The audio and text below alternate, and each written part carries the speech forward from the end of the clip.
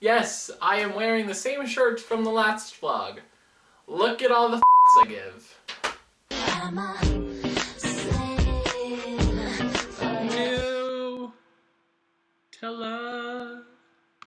Hello there, Internet. My name is Tony. Today is Saturday, and this is the first installation of Sex is Science. Today, I'm talking about stars. Now, stars are probably one of the coolest things in the entire universe because they're just giant balls of fire and plasma. So I'll start from the beginning when a star is born. So there's all this dust floating around in space, and it starts to move together, and it starts to heat up, and things start getting, hot and bothered and everything. It's kind of like a giant orgy in space of dust. So there's this huge space orgy happening, and then this chain reaction occurs to set off the birth of the star. A hydrogen atom has one electron and one proton, and things get so hot that it separates the two. And so there's all these hydrogen protons just floating around, and some of them start like banging each other. One's like, hey girl, you hot, you wanna do it? Oh yeah. And bam, they form a helium atom. So there's two protons in a helium atom and one in a hydrogen. So two hydrogens come together, they bang, and they make a helium baby. And they cause a chain reaction of helium babies to be made. Everyone's like, look what they're doing. And they're like, And everyone starts making helium babies, and bam, the star explodes and is born. Remember in Spider-Man when Dr. Ock made that huge ball of fire thing? Well, he was fusing two hydrogen atoms together, and that was that huge ball of fire thing. He made like a mini star. So the star explodes in this huge, giant ball of plasma, and the star is born. And fun fact, whoa, look out, stars create planets. When the star explodes, all that dust, remember, like flailed around? Well, that dust starts clumping together just like it did with the star, but instead of fusing together hydrogen, it just starts clumping together and makes planets. When our sun exploded and made itself, it formed our planets. We are the sun's babies. The sun is our mother and our father.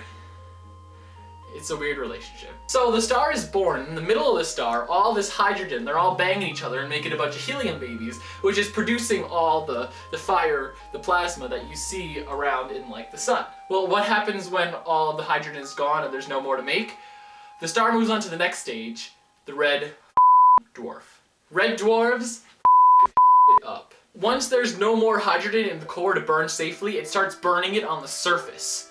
And that is extremely dangerous and causes the star to expand. The star gets pregnant and becomes 1,000 times the size, but if a person became 1,000 times their size and they were pregnant, that'd probably be pretty bad. So the red dwarf starts to swell up and it just engulfs everything in its path. See in this picture, the little planet is getting engulfed by the sun? Well, that's what's gonna happen to us. Red dwarves are just like, look at all the I give. Red dwarves are like the grumpy old people in nursing homes. They don't really give a shit about anything anymore. And now, you would think after all the hydrogen is gone on the surface, it would just stop. Nope. No. It starts fusing together the helium that is in it and keeps expanding. So all these two protons are floating around, and they're either making babies and making carbon atoms, which have 4, or they're having a 3-way, and they're making oxygen, which has 6. Most of the carbon in our body actually comes from a red dwarf. Ironically, it destroys everything in its path, but we are made of the carbon it produces. Finally, once all the helium is gone, it moves to the next stage, the white dwarf. Now, white dwarfs don't really do much. Once all the helium is gone from the red dwarf, it implodes on itself and makes this core of solid oxygen and carbon. Now, white dwarfs glow, they don't burn. What happens is the gravity is pulling in, but the pressure of all the elements right on top of each other pushing out causes light, and it causes it to glow. Now that gets dimmer and dimmer and dimmer until my favorite part, the supernova. The star explodes into this huge globby rainbow of happiness. Well, it's not really happy because the star died, but it looks freaking awesome. Supernovae are like the fireworks of space.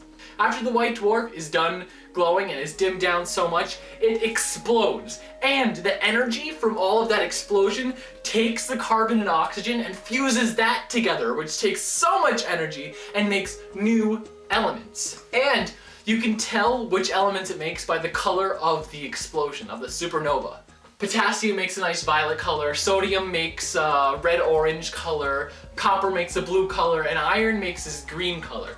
Now all together it just looks like this awesome globby explosion of wonderfulness.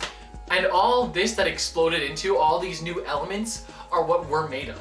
All the iron in our hemoglobin comes from the explosion of a supernova. All the potassium in a banana comes from the explosion of a supernova. All the sodium in table salt has come from the explosion of a star. Hence, stardust. We're all made of stardust. Everything is made of stardust. And it's the coolest freaking thing in the world! Technically, this isn't the death of a star, but for the sake of this video, it is. So that was the first installment of Sex is Science. Let me know what you thought, if it was good, if it was bad, what I should change. Just leave it in the crotch, comment down below. If you have any other topics that you want me to talk about, please leave them in the crotch. Otherwise, thank you so much for watching. Please click that thing to subscribe. If you have any comments, questions, concerns, again, leave them in the crotch. Otherwise, have a great day, and I will see you on Saturday with the first installment of Tony's Tits. And swells down. Can you say swells down? Does that even make sense? Red dwarfs don't really, I mean,